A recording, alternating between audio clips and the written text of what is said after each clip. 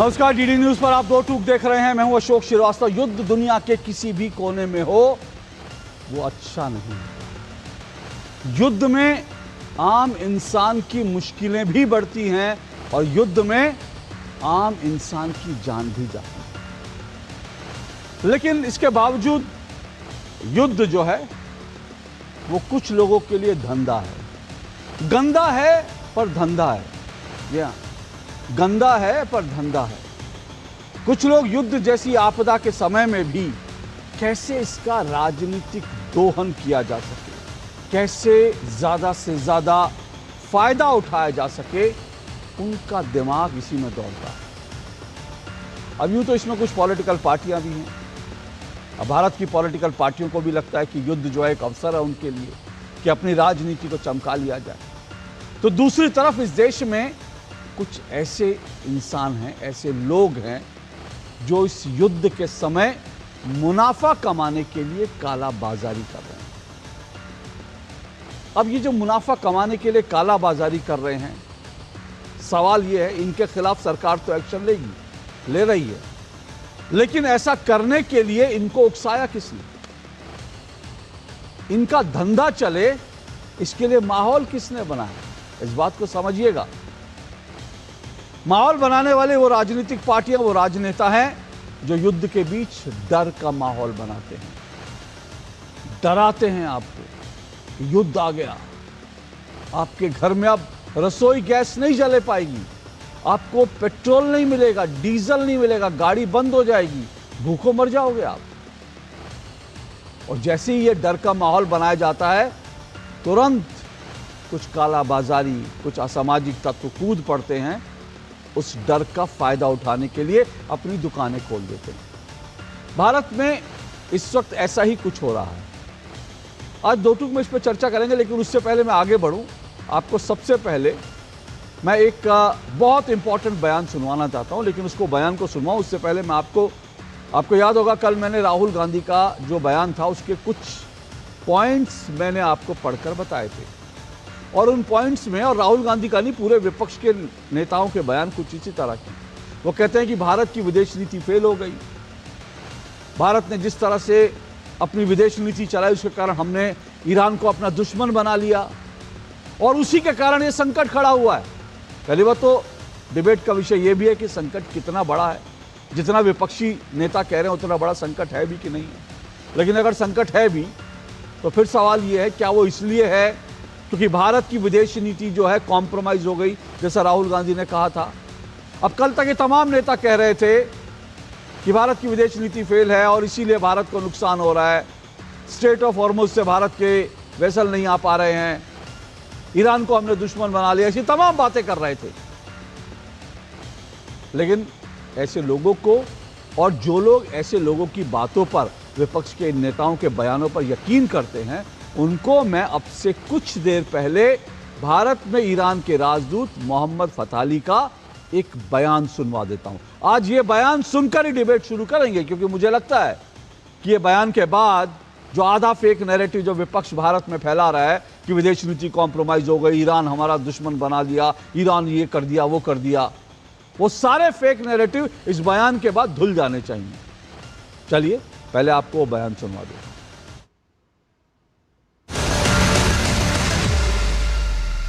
India is our suffering and vice versa, and for this reason governments of India help us, and we should help the government of India because we have common faith, common interest.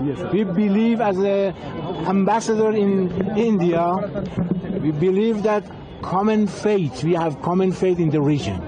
And for this reason, all the high-ranking officials from Iran instructed the embassy of Iran in India that pave the way for the Indian government.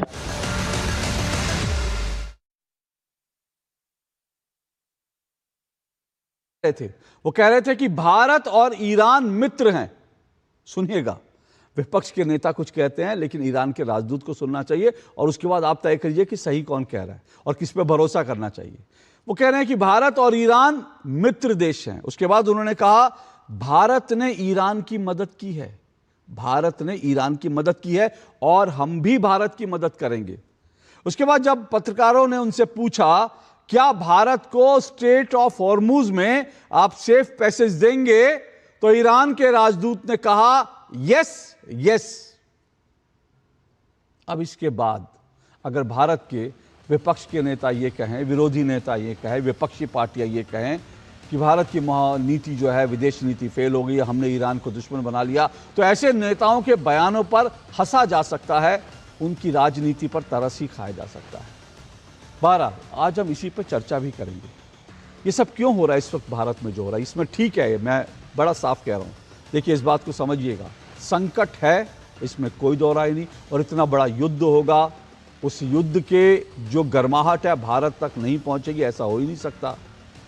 तो युद्ध हो रहा है, बड़ा युद्ध हो रहा है, दुनिया भर में संकट है, भारत में भी कुछ संकट है, पहली बात।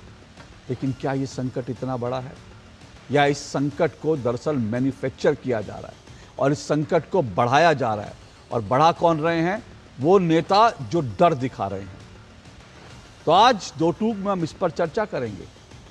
गैस तेल और डराने का खेल। जी हाँ, गैस तेल और डराने का खेल।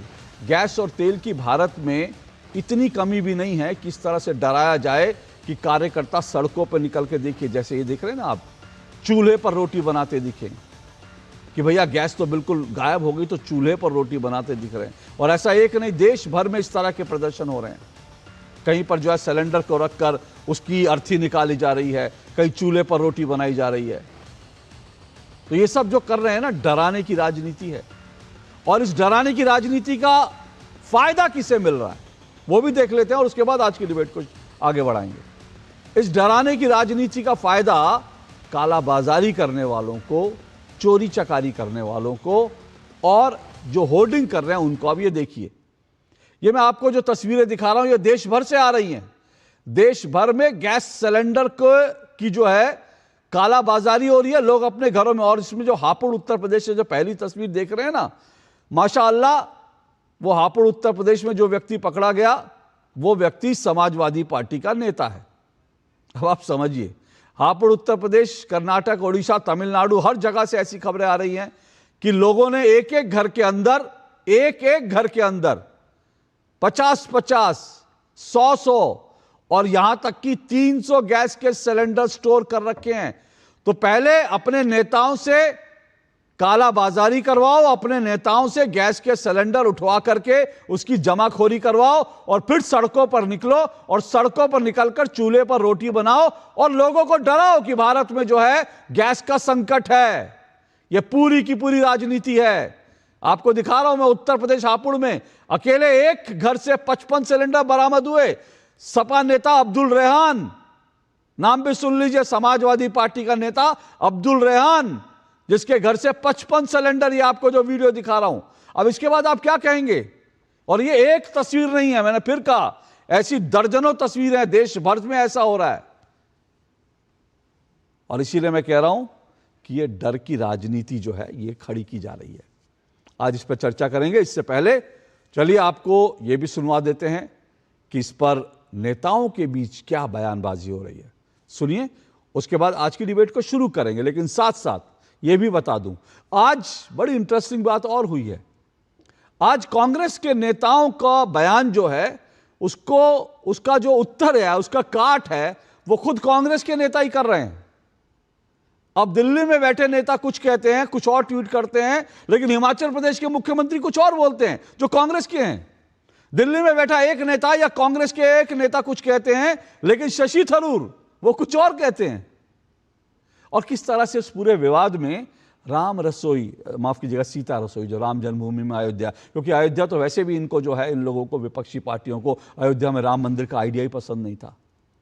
तो अब जो है ये पूरा का पूरा खेल जो है, इसमें राम मंदिर और अयोध्या में चलने वाली राम रसोई को भी घसीटा जा रहा है। तमाम बयान आपको सुनवाता हूं, सुनिए।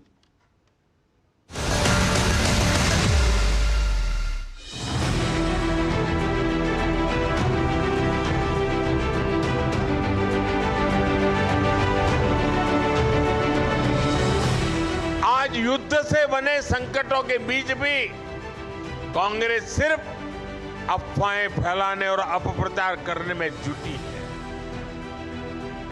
और मैं जरा कांग्रेस के साथियों से कहना चाहता हूं, एक काम करिए, लाल किले पर से 15 अगस्त को पंडित नेहरू जी ने जो भाषण दिए हैं, जरा भाषण सुनिए, आप सुनकर के हैरान हो जाओगे। लाल किले से 15 अगस्त को एक बार कह रहे हैं पंडित जी कि उत्तर कोरिया और दक्षिण कोरिया में लड़ाई चल रही है, इसलिए भारत में महंगाई बढ़ रही है। और आज कांग्रेस के लोग देश को गुमराह करने में लगे। मैं राज्य सरकारों से भी एक अनुरोध है, ये जरूरी है कि कालाबाजारी न हो, अफवाहें न फैले, इसलिए स्थिति की गंभीरता से मॉनिटरिंग आवश्यक है। जो कालाबाजारी कर रहे हो उनके खिलाफ बड़े एक्शन भी होने चाहिए। मर्यादा पुरुषोत्तम राम की धरती अयोध्या में जो राम के नाम पर रसोइयाँ चलती थी, आज़ादी के बाद पहली बार अयोध्या में राम रसोइयाँ बंद हो गई। माननीय सांसद महोदय को मैं निमंत्रण भी दे रहा हूँ, चूंकि रामलला के दर्शनार्थियों के लिए व्यवस्था है, वो भी आए और रामलला का दर्शन करें और यहाँ भोग प्रसाद ग्रहण करें। उसमें स्वतः अपने आंखों से वो देख सकेंगे कि राम रसोई चल रही है कि बंद पर। तमाम रेस्टोरेंट में गैस खत्म हो गई है, समस्या विकराल होती चली जा रही है और इस तरफ ध्यान बजाय इसके कि हल निकालें। जो है सिर्फ प्रोपोगंडा प्रचार से आप किसी चीज को दबा सकते हो क्या? यहाँ प्रचार से दबाने का प्रयास हो रहा है। प्रदेश में किसी प्रकार की भी जमाखोरी की अफवाहों में नहीं जाना है और ऐसी कोई बात नहीं है। अभी केंद्र सरकार ने हमें आश्वासन दिया है कि अभी गैस की कोई किल्लत नहीं होने दी जाएगी, क्योंकि केंद्र गैस जो सप्लाई होती है वो केंद्र सरकार से आती है, तो निश्चित रूप से केंद्र सरकार इस बारे में सोच रही होगी। लेकिन उन्होंने हमें ये दिशा निर्देश दिए कि अभी कोई गैस की किल्लत नहीं है, कोई राशनिंग नहीं है। सरकार ने ही क्रिएट किया है ये सिचुएशन, तो सरकार ने क्रिएट किया। जब उसकी कीमत बढ़ा दी गई तो स्कैर्सिटी हो गई, ऑटोमेटिक हो गई। आज खुलेआम ब्लैक हो रहा है। But I'm just saying, even at our level, it is going to hit all of us in many, many ways in the normal activities of our democracy. It's a situation where, frankly, many of us are concerned about how things are going to evolve and whether normal life can continue much longer if this war doesn't stop very soon. सरकार को अगर स्वीकार कर ले कि हाँ किल्लत है, तो जनता भी सहयोग करेगी। जहाँ सरकार ये कह रही है कि कहीं कोई किल्लत नहीं है, कोई कमी नहीं है, गैस पर्याप्त है, लेकिन सच्चाई ये है कि लापता हो गई है गैस। समाजवादी पार्टी के लीडर्स के घर में 200 सिलेंडर पकड़े गए एक लोगों के। कांग्रेस के लोगों के घर में सिलेंडर। क्यों ऐसा काम कर रहे हो आप लोग? दुनिया में युद्ध हो रहा है, भारत उस युद्ध से अलग है, भारत न्यूट्रल है, लेकिन भारत के पर्याप्त भंडार होने के बाद भी आप अपना राजनीतिक उल्लू सीधा करने के लिए जो कालाबाजारी करा रहे हैं लोग, हम उस पर कड़ी कार्रवाई करें। चलिए, तो मैंने आपको तमाम बयान सुनवा दिए और इसी को लेकर आज की चर्चा करेंगे। गैस तेल और डर का खेल जारी है। डर का खेल। 4 मेहमान मेरे साथ जुड़ेंगे, फिलहाल 3 मेहमान जुड़े हुए हैं। मेरे साथ पवन पटेल जुड़े हैं, कांग्रेस के नेता हैं पवन पटेल जी। मेरे साथ कपीश श्रीवास्तव जुड़े हैं, कपीश श्रीवास्तव जी समाजवादी पार्टी के प्रवक्ता हैं। मेरे साथ रोहित सिंह जी जुड़े हुए हैं, राजनीतिक विश्लेषक हैं। बहुत जल्द मेरे साथ बीजेपी के विजय शर्मा भी जुड़ेंगे। लेकिन शुरुआत मैं पवन पटेल जी आपसे करता हूँ। पवन पटेल जी, क्या आपको नहीं लगता कि विपक्ष जो है अनावश्यक जो है पैनिक फैला रहा है? और ख़ास करके मैंने शुरुआत में मोहम्मद फ़ताली भारत के में जो ईरान के राजदूत हैं उनका भी बयान सुनवाया। अब किसकी बात पे यकीन किया जाए? मोहम्मद फ़ताली जो कह रहे हैं वो सही हैं या राहुल गांधी जो कह रहे हैं वो सही हैं? ईरान का रिप्रेजेंटेटिव तो मोहम्मद फ़ताली है ना? नहीं, बाकी सबका तो ठीक है। आपका ये शुरू का जो इंट्रो आया, तो उस इंट्रो को सुनने के बाद ही कोई गुंजाइश ही नहीं बचती। उस इंट्रो के बाद से ही लगने लगा है कि गैस की लाइनें जो है वो झूठ लगी हुई है, जो पेपर की कटिंग है वो झूठ है। आपने इतने अच्छे से इंट्रो दिया कि मैन्युफैक्चरिंग जो ये है क्या कहते हैं संकट जो है मैन्युफैक्चरिंग है, संकट जो है मैन्युफैक्चरिंग है, तो उसके बाद आपने ऐसा वर्ड दे देते हैं कि एकदम लाजवाब हो जाता है। भारतीय जनता पार्टी भी इसी तरह ऐसे नाम और नारे देती है कि उसके बाद बोलने के लिए कुछ बचता ही नहीं। अब संकट मैन्युफैक्चरिंग है, उस समय स्मृति ईरानी संकट मैन्युफैक्चरिंग करती थी, सिलेंडर लेकर के वो जब करती थी तब वो कितना मैन्युफैक्चरिंग था, किस तरह का संकट मैन्युफैक्चरिंग किया जाता था। अब आप बोल रहे हैं कि भारतीय जनता पार्टी की राज्य है, सरकार है, वहां फिर भी इतनी कालाबाजारी हो रही, 500 1,000 2,000 सिलेंडर मिल रहे हैं, तो सरकार क्या कर रही थी? मूक बधिर बनी हुई थी क्या सरकार? मुंह में हाथ और कान में रखी हुई थी कि पहले भाजपा के कांग्रेस वाले और समाजवादी पहले जो आप बोल रहे हैं उनके पहले जाने दो सिलेंडर, इसके बाद पकड़ेंगे। अरे सरकार का काम है ना, सरकार ना करे। हम कहते हैं कि हम नहीं कहते, कांग्रेस नहीं कहती। ये देखिए दैनिक भास्कर पेपर में निकला हुआ है कि गैस के लिए युद्ध, 1 सेकंड में 300 क्रैश। हम गए अभी सिलेंडर सब शटर गिरा के बैठ गए, कोई कमी नहीं है।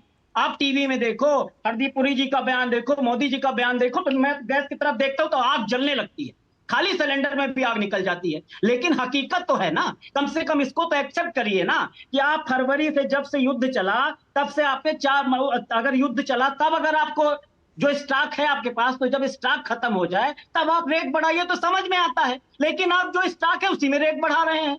आप दिसंबर जनवरी में फरवरी मतलब 4 बार आपने गैस के रेट अभी तक बढ़ा दिए। तो समस्या इस बात की कि हम कहते हैं कि जब आपके पास स्टॉक है, वो स्टॉक खत्म हो जाता, उसके बाद आप रेट बढ़ाते तो समझ में आता। और राहुल गांधी जी अगर बोल रहे हैं कि राहुल गांधी जी तमाम ये फैला रहे हैं, राहुल गांधी जी मतलब किसी के घर में सिलेंडर है। मैं तो अपने कॉलोनी की बात करता हूँ, अपने मोहल्ले की बात करता हूँ कि आधे से ज्यादा लोग के यहाँ सिलेंडर खत्म हो गया, सिलेंडर मिल नहीं रहा, वो शटर गिरा दिया, बोल रहा कि 25 दिन बाद आइए, 35 दिन बाद आइए, कोई 45 दिन बाद, और कोई एक लाइन क्लियर ही नहीं हो पा रही है। पवन पटेल जी, एक मिनट, आप आगे बढ़े उससे पहले आपके घर में सिलेंडर है कि नहीं है? मेरे घर में सिलेंडर एक है, खत्म होने वाला, इंडियन वाला सिलेंडर नंबर लगा ही नहीं रहा। ओके, आपके घर में अभी सिलेंडर है, चूल्हा जल रहा है ना? हाँ, अभी जल रहा है क्योंकि आज हम लोगों ने बाहर ही खाना खाया, थोड़ा सा बचा के चल रहे हैं। एक मिनट रुकिए। पहली बात तो ये कि मुझे तो लगा कि शायद आप भी, वो जो रॉयटर्स ने खबर दे दी, आप भी उन लोगों से में हो जिनके घर में जो है गर्म खाना बनना बंद हो गया। क्योंकि कल एक रॉयटर्स ने खबर दे दी थी और भारत में तमाम विपक्ष उसको जो है शेयर कर रहा था कि भारत में लोगों के घर चूल्हा जलना। इसलिए मैंने पूछा कि पहले तो रॉयटर्स का फैक्ट चेक जो है पवन पटेल, सुनिए तो सर, अरे आपको मैंने रोका नहीं सर, अच्छी बात है। रॉयटर्स का जो फैक्ट चेक है वो पवन पटेल ने कर दिया कि उनके घर में चूल्हा जल रहा है, एक बात। दूसरी बात, मैं कल भी, और जिन्होंने दो टूक देखा हो, कल भी मैंने और आज भी मैंने कहा कि ऐसा नहीं है संकट नहीं है। मैं फिर से दोहरा रहा हूं, ऐसा नहीं है कि संकट नहीं है, ऐसा नहीं है लाइनें नहीं लग रही। मैं तो ये बात बिल्कुल, मैंने कल विजुअल भी दिखाए और कहा कि ये विजुअल भी हैं, ये भी तस्वीर है, इससे हमको इनकार नहीं कर सकते, बिल्कुल मैं साफ कह रहा हूं। लेकिन अब इसमें एक इसमें पेच और है। अब वो मुझे नहीं मालूम आप और कपीश जी कितना समझेंगे, लेकिन मुझे लगता है मेरे दर्शक समझेंगे। अब मैं उसका एक डेटा दे रहा हूं छोटा सा, और उस डेटा से लोगों को समझ आ जाना चाहिए कि ये जो लाइनें लगी हैं, दो कारणों से लाइनें लगी हैं। एक तो अभी मैंने दिखाया, अब एक सपा का नेता जो है घर में 55 सिलेंडर स्टोर कर ले, तमिलनाडु में एक घर में 350 सिलेंडर स्टोर कर ले कोई, तो फिर जो है सिलेंडर की कमी तो होगी, एक बात। दूसरी कमी क्या है, भारत में औसतन 50 लाख सिलेंडर जो है, भारत की जो कैपेसिटी है, भारत की जो क्षमता है, एक दिन में 50 लाख एलपीजी सिलेंडर जो है हम लोगों को डिलीवर कर सकते हैं, ये हमारी क्षमता है।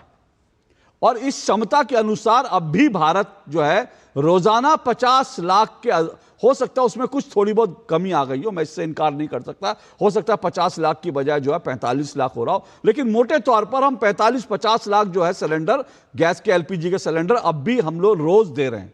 और मेरे पास ऐसे, जो आपने कहा वो तस्वीरें भी सही हैं, लेकिन ये भी तस्वीरें सही हैं कि जो ट्विटर पर बाकी सब जगह लोगों ने जो अपने जो स्क्रीनशॉट डाले कि मैंने बुक कराया था मेरे पास आ गई, वो भी सब सही है। अब सवाल उठता है कि अगर हम लोग 45 या हम लोग 48 लाख सिलेंडर दे रहे हैं तो फिर ये लाइनें क्यों लग रही है? इसका कारण वही डर है जो आप लोग फैला रहे हैं। वो कैसे, मैं आपको बताता हूं ना। आंकड़ा ये है, भारत में 50 लाख के आसपास रोज गैस बुकिंग होती है एलपीजी सिलेंडर की, लेकिन आज जानते हैं कितनी बुकिंग हो रही है? आज 75 लाख बुकिंग करवा रहे हैं लोग, क्योंकि लोग जो है पैनिक में है, लोगों को डर लग रहा है कि भाई खत्म हो जाएगा चूल्हा, मेरा ठंडा हो जाएगा। क्योंकि देखो, पवन पटेल जी ने डीडी न्यूज पर बैठकर कहा कि भैया आफत है गैस का चूल्हा। राहुल गांधी जी ने संसद में कहा कि मुसीबत आने वाली है। कपिल श्रीवास्तव जी हर टेलीविजन चैनल पे आकर कह रहे हैं कि संकट होने वाला है, गैस खत्म होने वाली है, हॉर्मुज, स्ट्रेट ऑफ हॉर्मुज से हमको जो है नहीं मिल रही, हमको जाने की जगह नहीं मिल रही। तो लोग क्या कर रहे हैं, लोग पैनिक बटन दबा करके जो अपने घर के लिए 1 सिलेंडर बुक कराता था आज 4 करा रहे हैं। तो जहां हम लोग 50 लाख सिलेंडर प्रतिदिन करते थे बुक, आज हमारे यहां 75 लाख सिलेंडर के लिए डेली जो है लोग फोन कर रहे हैं। और संकट की एक वजह यह है, और दूसरा मैंने आपको बताया जो कालाबाजारी कर रहे हैं वो है। अब आप बोलिए। देखिए, अभी आपने बताया शगुन आंटी एक हमारे यहाँ आती है, उन आंटी का परसों से सिलेंडर खत्म, उनको नहीं मिल रहा है। उनके यहाँ खत्म भी हो गया, उनकी कभी कभार मदद कर देता था, लेकिन हमारे यहाँ भी सिलेंडर नहीं था तो उनकी मदद नहीं कर पाया।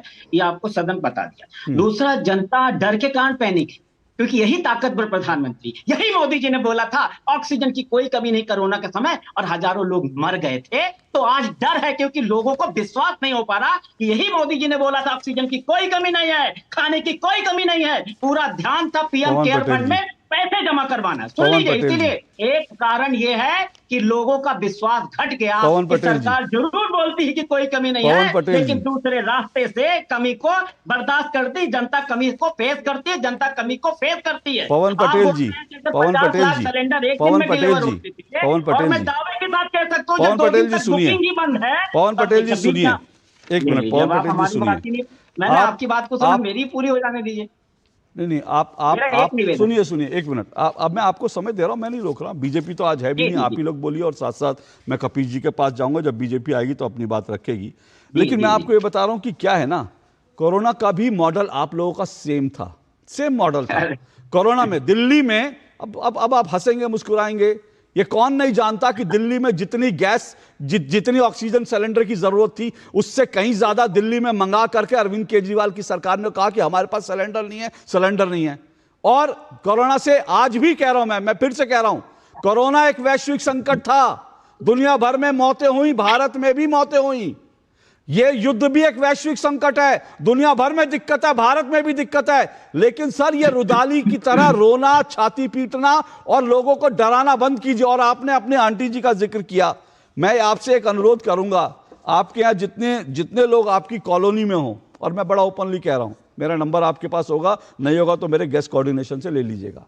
आपके कॉलोनी में जितने लोग हों जो कह रहे हैं ना कि गैस का सिलेंडर नहीं मिल रहा, आपकी कॉलोनी में जो आपके आसपास के हो, उनका जो नंबर है आप मुझे भेज दीजिएगा।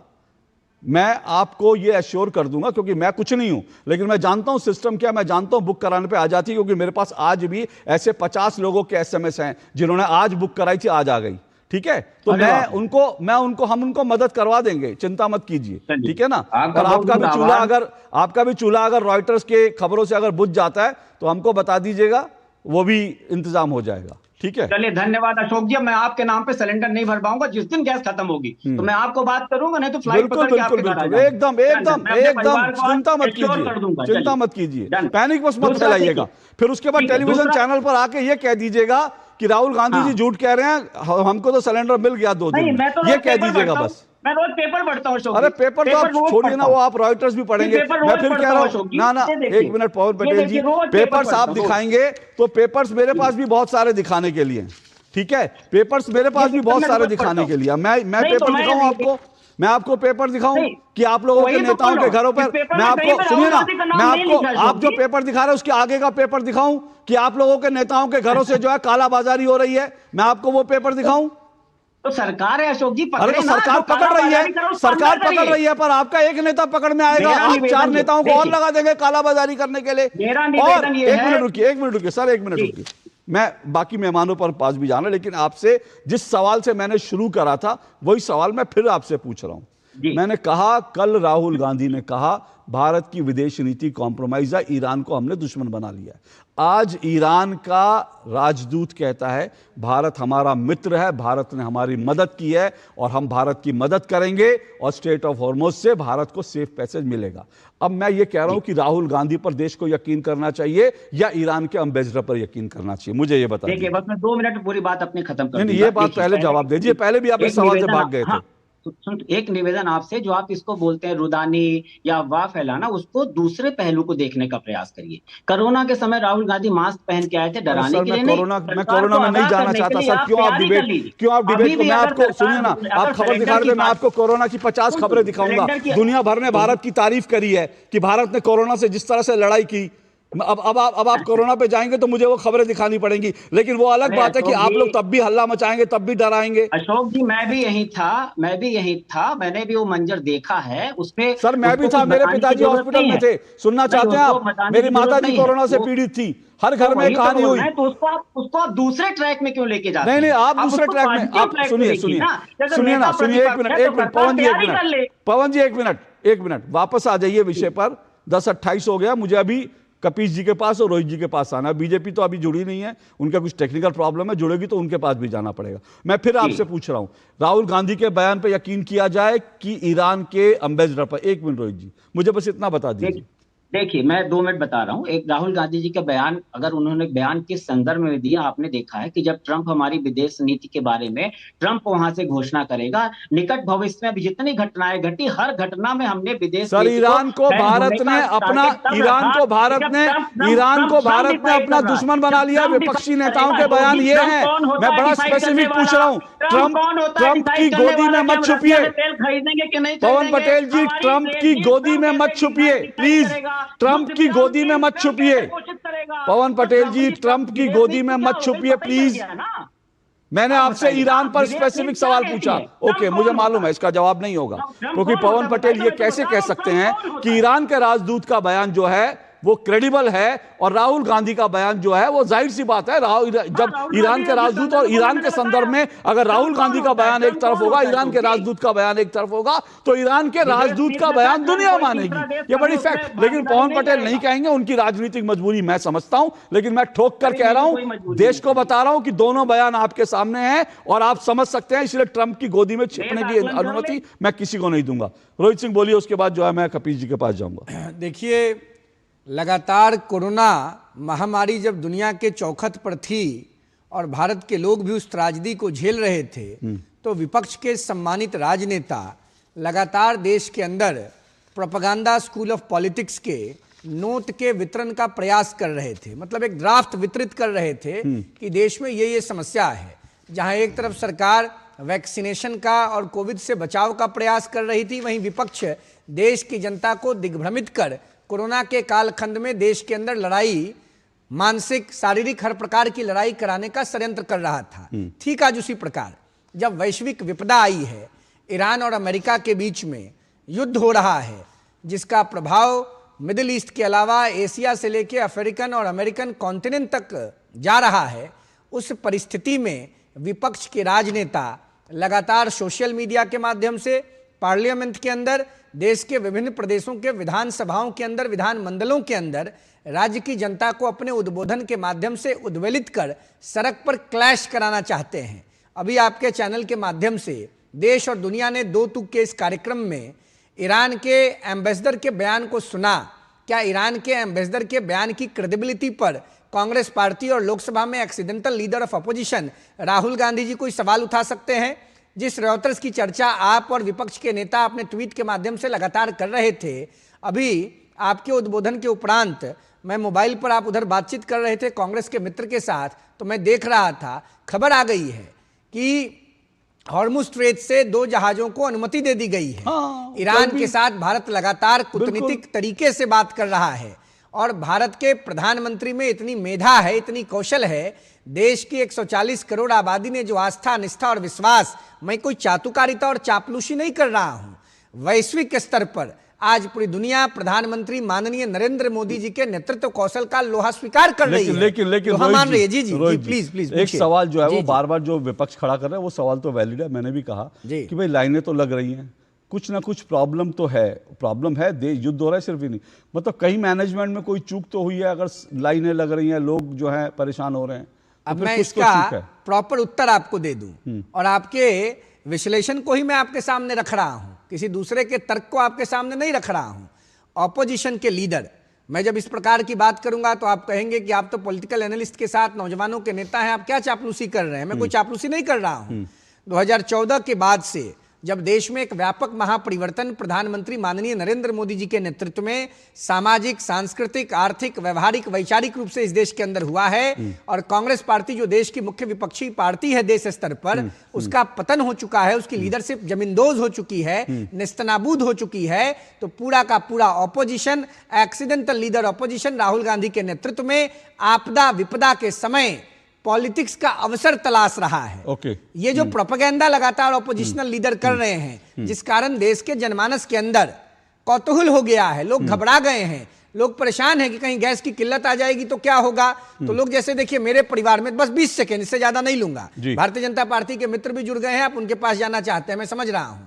मेरे परिवार में मेरे पिताजी 7 भाई हैं, 20 से ज्यादा कनेक्शन 7 भाई के परिवार में जोड़ा जाएगा, चचेरे, माई, पिता, मौसी सबको जोड़ दिया जाए तो 20 से ज्यादा कनेक्शन है।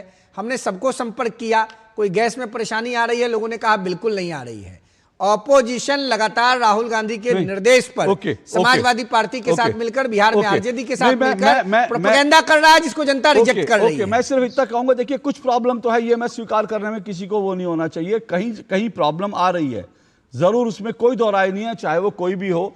कुछ समस्या है जहां पर लोगों को 1 दिन में मिलती थी, 2 दिन में, वहां 3 दिन लग रहे हैं, कई जगह लोग बुक करा रहे हैं, उनको जो है नहीं मिल रहा, कई जगह कालाबाजारी के कारण वो सब चीजें बन रही है। लेकिन कपीश जी, ये प्रॉब्लम में भाई ये आग में रोटी कौन सेक रहा है? लोगों के घर चूल्हा नहीं जला, लेकिन ये जो है इसमें अपनी राजनीतिक रोटियां सेक रहे हैं और अपनी कालाबाजारी वाली रोटियां।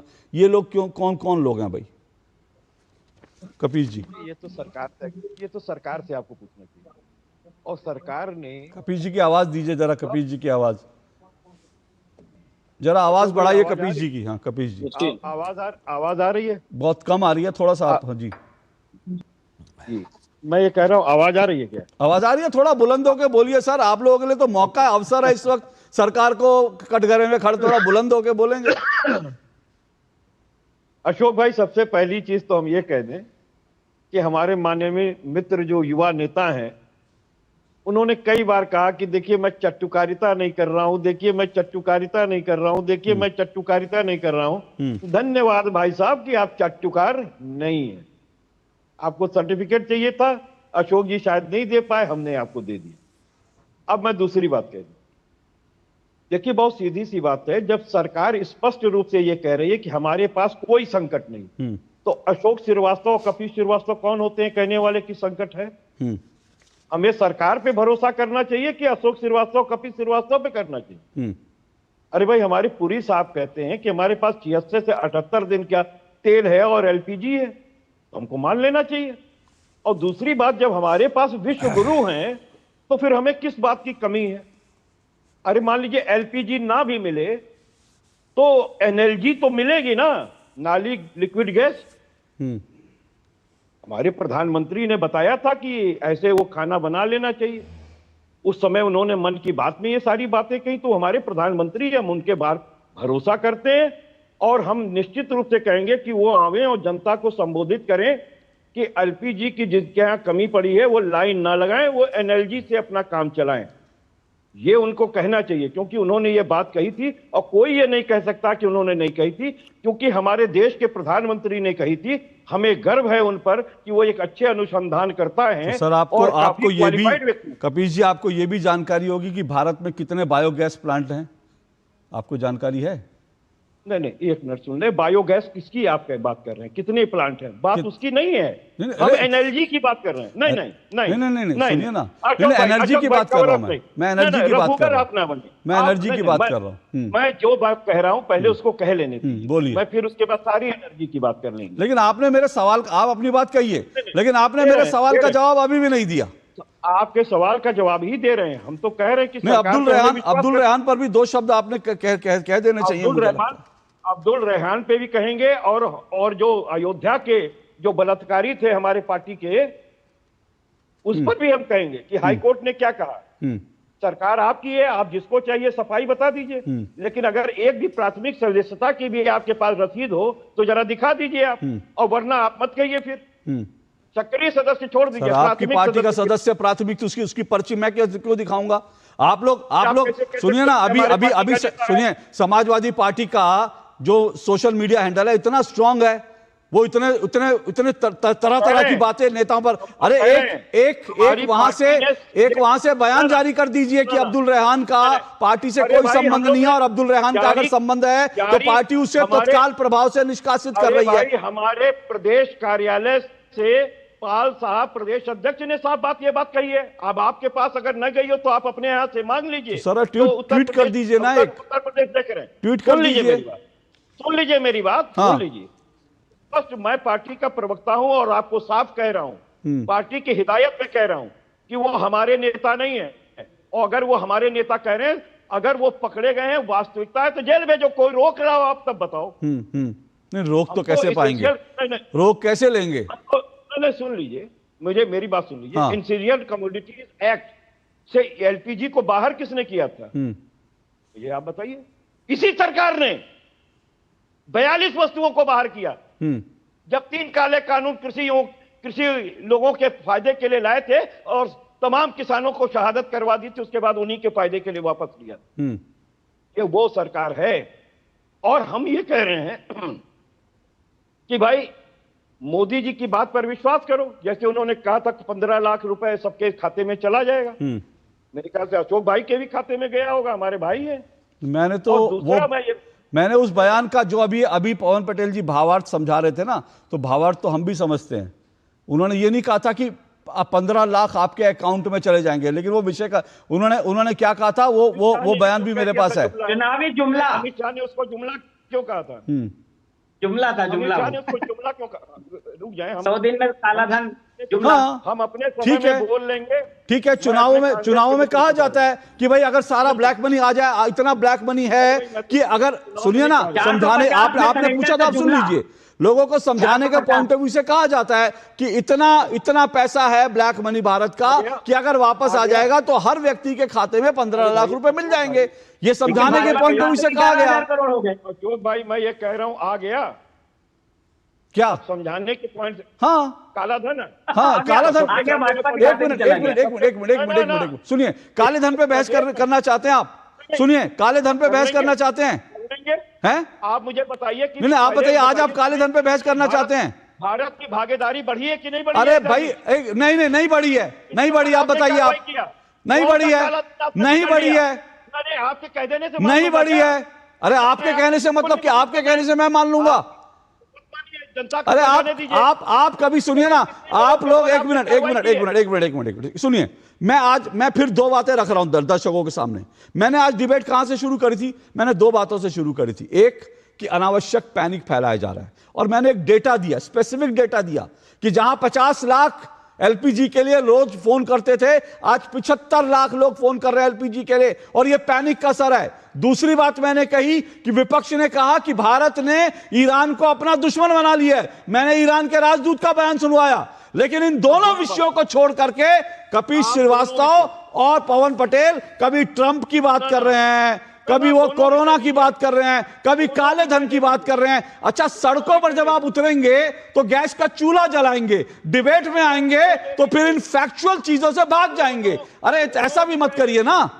जब सड़कों पर चूल्हा जला रहे हैं तो यहां बताइए ना कि आपके घर में जो है गैस का चूल्हा नहीं जल रहा। बताइए कि आपने जो है 6 दिन पहले, 10 दिन पहले, 15 दिन पहले गैस बुक कराई थी, आपको नहीं आई। और कपिल श्रीवास्तव जी, कल ही मेरी डिबेट में आप ये भी मत कहिएगा कि अबरार अहमद भी आपके प्रवक्ता नहीं है। अबरार अहमद एक राष्ट्रीय चैनल पर बैठ करके समाजवादी पार्टी के प्रवक्ता बैठे थे और उन्होंने झूठ बोला। उन्होंने कहा कि मैंने बुक कराया, मेरे पास रसोई गैस नहीं आई, जबकि शहजाद पूनावाला ने उनको एक्सपोज कर दिया और इंडियन गैस से उन्होंने खुद कहा कि हां मेरे घर गैस का सिलेंडर आया। तो अब यह मत कहिएगा कि अबरार अहमद भी हमारे नहीं है। फिर उनको पार्टी डिबेट में क्यों भेजती है अगर आपके प्रवक्ता नहीं है? तो सवाल ये है, मतलब जहां फंस जाएंगे वहां नहीं बोलेंगे आप लोग।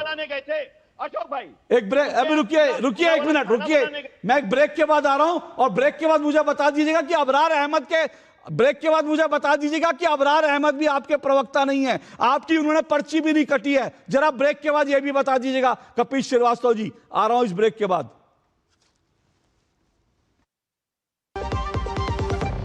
सिप सिप जीरा सिप जीरा सिप एमडीएच का जलजीरा जीरा सिप प्यास बुझाए ठंडक लाए सबको भाई जीरा सिप एमडीएच का जलजीरा जीरा सिप असली रिफ्रेशिंग, असली स्वाद, असली मजा।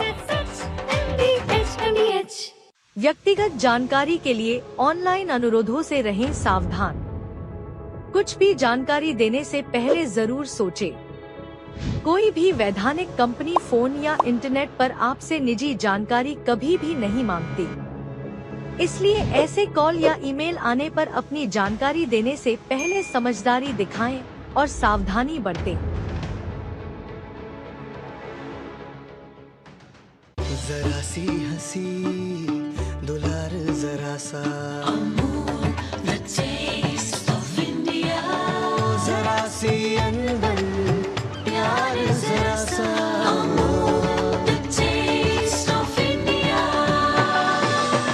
यही तो अमूल है स्वाद इंडिया का, यही तो अमूल है।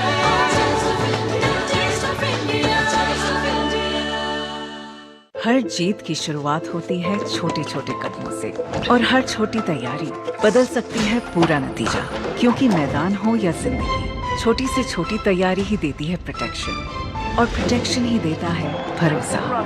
जैसे LIC की बीमा लक्ष्मी, एक खास प्लान सिर्फ महिलाओं के लिए, जहां छोटी बचत दे बड़ी सुरक्षा, ताकि जिंदगी के हर मैदान में आप रहे हर पल के लिए रेडी। LIC बीमा लक्ष्मी, रखे हर पल के लिए रेडी। विभाग अनेक, कंप्लेंट बॉक्स 1। किसी भी सरकारी दफ्तर, विभाग या बैंक से जुड़ी शिकायत के लिए pgportal.gov.in पर जाएं, रजिस्टर करें, संबंधित विभाग चुनें, शिकायत दर्ज करें और ट्रैकिंग ID नोट करें। SMS या ईमेल पर एक्नॉलेजमेंट पाएं और शिकायत का जवाब सीधे मंत्रालय से प्राप्त करें। अब तक 1 करोड़ 12 लाख से अधिक भारतीयों ने भरोसा जताया। CP ग्राम्स, आपकी हर शिकायत का हल।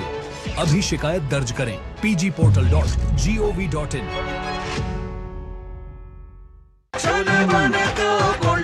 गोल्डी छोले मसाले, जहाँ जाएं रिश्ते बनाएं। गोल्डी लाए हैं फ्रेश लॉक टेक्नोलॉजी, जो रखे मसालों को हर समय फ्रेश। चलिए दोस्तों, आप देख रहे हैं गैस तेल और चालू है डराने का खेल, इसी पे हम चर्चा कर रहे हैं।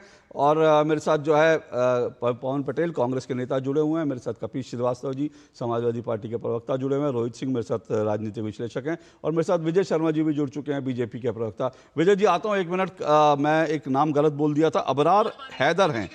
तो कपीश जी, आपने कहा कि ये जिस नेता के घर से 55 सिलेंडर मिले वो तो हमारा नेता नहीं है, हमने कह दिया। ये अब्बास, माफ कीजिएगा, अब्बास हैदर आपके प्रवक्ता है कि नहीं है?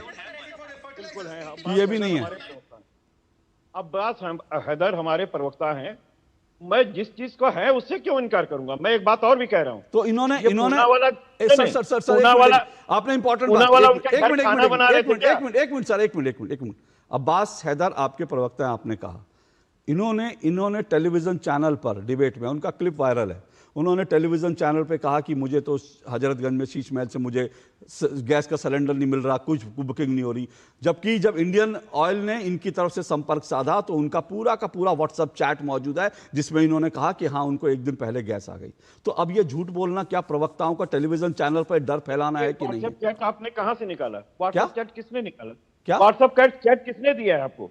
क्या फिर से बताएं। व्हाट्सएप चैट आपको किसने उपलब्ध कराया?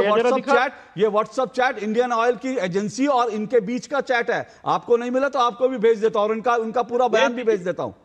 भेज दीजिएगा, और पूना वाला से एक बात और कह दीजिएगा कि सब सारे प्रवक्ताओं के घर जाकर के चेक कर लें, हमारे घर भी आ जाए। नहीं सर, चेक को सवाल ये नहीं है, सवाल ये कि टेलीविजन जिसके घर में गैस का सिलेंडर है वो टेलीविजन चैनल पे बैठ के झूठ क्यों बोल रहा है कि भैया मुझे तो सिलेंडर नहीं मिल रहा? मैं एग्जैक्टली यही कह रहा हूं। जो भारत में 50 लाख की बुकिंग 75 लाख पे पहुंची है, वो इसलिए पहुंची है क्योंकि विपक्ष के नेता सड़क पर, संसद में, टेलीविजन चैनलों पर बैठकर कह रहे हैं कि भैया लोगों को गैस का सिलेंडर नहीं मिल रहा। बिल्कुल नहीं।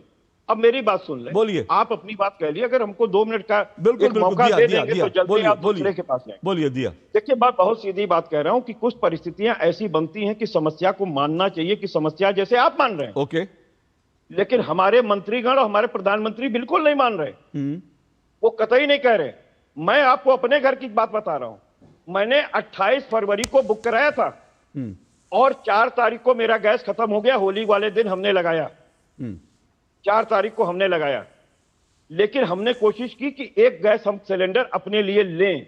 हमने बुक कराने के लिए कोशिश की, पता चला नहीं वो 25 दिन के बाद ही होता है वो। ठीक, आज के डेट में वो बुक होगा, लेकिन हमारा कल सिलेंडर खत्म हो गया, क्योंकि होली और अन्य दिनों में थोड़ा अंतर होता है। होली में कुछ ज्यादा सामान बनते हैं, खत्म हो गया। हमारा 5 लोगों का परिवार है, किसी का 2 का परिवार होता, किसी का 3 का, किसी का 10 का भी होता है। हर जगह एक रूल नहीं चलता, वो आदमी भूखों मरेगा कि नहीं मरेगा, या दूसरे साधन जोड़ेगा कि नहीं जोड़ेगा। मैं इसको भी समस्या नहीं मानता। कम से कम साफ दिल से सरकार को यह बात कहनी चाहिए कि हाँ समस्याएं तो हैं। नहीं, एक मिनट सुन लें। एलपीजी के हमारे पास भंडारण करने की क्षमता सिर्फ 2 जगह पर है, एक विशाखापट्टनम में, एक बेंगलुरु में। एक जगह 80,000 ये क्या बोलते हैं लाख लीटर की है। ओके। और हमें हमारी जो खपत है वो 2.4 मेट्रिक टन की है।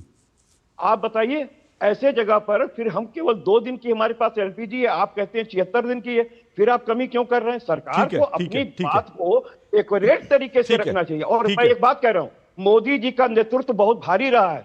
जब उन्होंने कोरोना काल में हमारी देश की जनता को अपील किया कि थाली बजाओ ताली बजाओ, तो सबने थाली और ताली बजाई अपने नेता के कहने पे। हमारे नेता को मानता रहा है ना भारत, क्या उनकी पकड़ इतनी कमजोर हो गई है? चलिए, ओके, मैं विजय शर्मा जी के पास जा रहा हूं, लेकिन मैं एक बात सिर्फ कहूंगा कि भाई आपने जो कहा वो जेन्युइन समस्या है, क्योंकि अब 25 दिन का वो हो गया, और अगर होली पर आपके अगर पकवान बने, आपने दावतें दी, तो फिर उसके बाद दिक्कत हो सकती है। लेकिन सर अब्दुल रेहान से एक हापुड़ से मंगवा लेते एक सिलेंडर, अब्दुल रेहान भी आपको भेज देता, अब्दुल रेहान हापुड़ से। बहरहाल कर आप कह रहे हैं आपकी पार्टी का नहीं है, ठीक है, आपकी बात मान लेता हूँ, नहीं होगा आपकी पार्टी का। लेकिन विजय जी, ओके, रुकिए सर, एक लाइन मैं इसलिए कह रहा हूं कि आप हमारी बात मानिए, क्योंकि अयोध्या में भी हमने जो अपनी बात कही वही हाईकोर्ट ने बकायदा सरकार सर फिर अयोध्या पे जाएंगे तो सर मैं आपको दूसरे तथ्य दिखाऊंगा। अयोध्या में आप लोगों ने राम रसोई बंद करवा दी, आप लोगों ने राम रसोई सीता रसोई बंद करवा दी। मैं उस पर आऊं, उससे पहले विजय शर्मा, क्योंकि मैंने उनको मौका ही नहीं दिया। रुकिए सर, मैंने उनको मौका ही नहीं दिया, वो देर से जुड़े। पहले विजय शर्मा बात कर ले, उसके बाद मैं आपके अयोध्या वाली बात पे भी आऊंगा। विजय शर्मा जी, सवाल यह है कि भाई लोग ये कह रहे हैं कि भाई सरकार मान ही नहीं रही है कि समस्या है, तो समस्या है पहले स्वीकार कर लीजिए, तो उसके बाद फिर इसका समाधान निकालने की दिशा में आगे बढ़ेंगे ना। देखिए अशोक जी, समस्या का समाधान सरकार ने कर दिया गया है। जिन चीजों को ये विजुअल दिखा रहे हैं ना, ये इनके द्वारा पैनिक क्रिएट किया गया है, और इसके 2 कारण है मुख्य। एक हाई डिमांड, जो हाई डिमांड है उसके कारण हुआ है। गैस उपलब्ध कराई जा रही है, 50 लाख सिलेंडर डेली उपलब्ध कराए जा रहे हैं, लेकिन जो अभी यहाँ बैठे बने, अभी मैं कल दूसरे चैनल पे था, इनके एक दूसरे प्रवक्ता है, तेज तर्रार प्रवक्ता अनुराग भदौरिया जी, वो भी इसी तरह से झूठ बोल रहे थे। नहीं, ये भी तेज तर्रार है, ये भी ऐसा मत कहिए, ये भी तेज नहीं, ये तो है ही, ये तो है ही, वो भी तेज तर्रार। उन्होंने भी ऐसे झूठ बोला कि रेलवे में गर्म खाना नहीं मिल रहा, तो मैंने उनको गूगल का निकाल के दिखा दिया कि रेलवे में कौन सा एलपीजी से गर्म होता है भाई, वहां तो माइक्रोवेव और उसके द्वारा होता है। तो वो भी फिर आए बाएं साए करने लगे। हापुड़ में आपने देखा ये किस तरह से इनके कार्यकर्ता पकड़े गए। अयोध्या में कहने लगे हमारा वो कार्यकर्ता ही नहीं है। तो फिर आप डीएनए की जांच की मांग क्यों करते हो? कार्यकर्ता नहीं है तो वो क्यों उसके साथ समर्थन में आके खड़े हो जाते हो? शर्म आनी चाहिए। एक बलात्कारी के साथ आप खड़े होते हो और फिर कहते हो हमारा कार्यकर्ता नहीं है, तो कहीं तो शर्म कर लीजिए। अखिलेश यादव बयान दे हमारा कार्यकर्ता नहीं है, क्यों आपके एमपी आके खड़े हो जाते हैं? वो विषय छोड़ दीजिए, वो विषय आज का नहीं है, उसमें ना जाएं। तो इसी तरह से अब दूसरा ये एलपीजी की बातें कर रहे हैं। एलपीजी में 28% हमने प्रोडक्शन बढ़ा दी है, लेकिन अशोक जी जब ये डर का माहौल बना देंगे चारों तरफ, गैस नहीं है, गैस नहीं है, गैस नहीं है, अरे भैया अमेरिका में जाके देखो कितने रेट बढ़ गए, 14% रेट बढ़ गए हैं। आज पेट्रोल डीजल के ऊपर 1 पैसे, सिंगल पैसे नहीं बढ़ा है। कितने दिन हो गए? चाइना के अंदर 10% बढ़ गए हैं, जहां 2 साल का स्टोरेज है। तो ये देखिए, ये मोदी सरकार है, मैं साधुवाद देता हूं यशस्वी प्रधानमंत्री मोदी जी को कि देश को इतनी मुसीबत में भी आंच नहीं आने दी। लेकिन कपिल जी जैसे लोग हैं, इनके समाजवादी पार्टी के लोग हैं, कांग्रेस के लोग हैं, देश में पैनिक क्रिएट करना चाहते हैं। मुझे एक और ब्रेक लेना है। ब्रेक पे जाने से पहले सिर्फ एक छोटी सी टिप्पणी, क्योंकि अयोध्या का बार बार जिक्र आ रहा है। तो कपीश जी, आपके सांसद अवधेश प्रसाद जी ने आज ट्वीट करके और उन्होंने बाकायदा बयान दिया कि आजादी के पहली बार सीता रसोई में खाना अयोध्या में जो है नहीं बना, और ये कीर्ति आजाद ने भी किया। लेकिन सीता रसोई की सारी वीडियोज और सारे जो तस्वीरें आ चुकी हैं सीता रसोई की। आज की वीडियो है जो मैंने शुरू में दिखाई, सीता रसोई में आज भी जो है सैकड़ों लोग गए, उन्होंने खाना खाया। तो यहां पर सिर्फ सवाल यह है कि इस तरह की चीजों से बचना चाहिए। आता हूं एक छोटे से ब्रेक के बाद।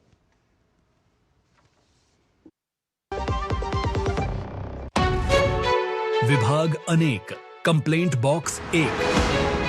किसी भी सरकारी दफ्तर, विभाग या बैंक से जुड़ी शिकायत के लिए pgportal.gov.in पर जाएं, रजिस्टर करें, संबंधित विभाग चुनें, शिकायत दर्ज करें और ट्रैकिंग आईडी नोट करें।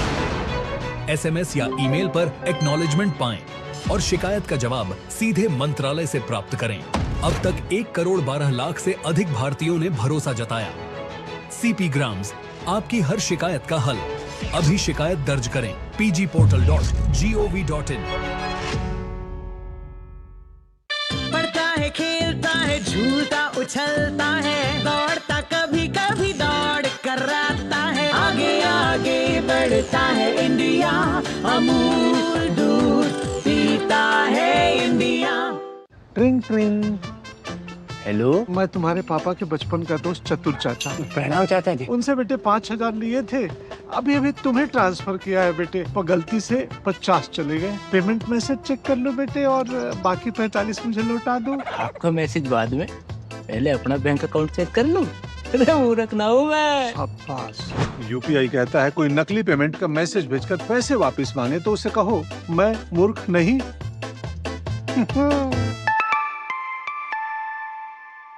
जाइए आप भी किसी का टेस्ट लीजिए। मेरी पसंद, मेरी पसंद, मेरी पसंद, मेरी पसंद, हमारी पसंद, हम सबकी पसंद। मजबूत देश का मजबूत सरिया हो गया स्टील। 3 महीने में पैसे डबल। वाह, फास्ट और हाई रिटर्न्स भी। क्या स्कीम है? कल तो नहीं थी यहाँ। और कल होगा भी नहीं।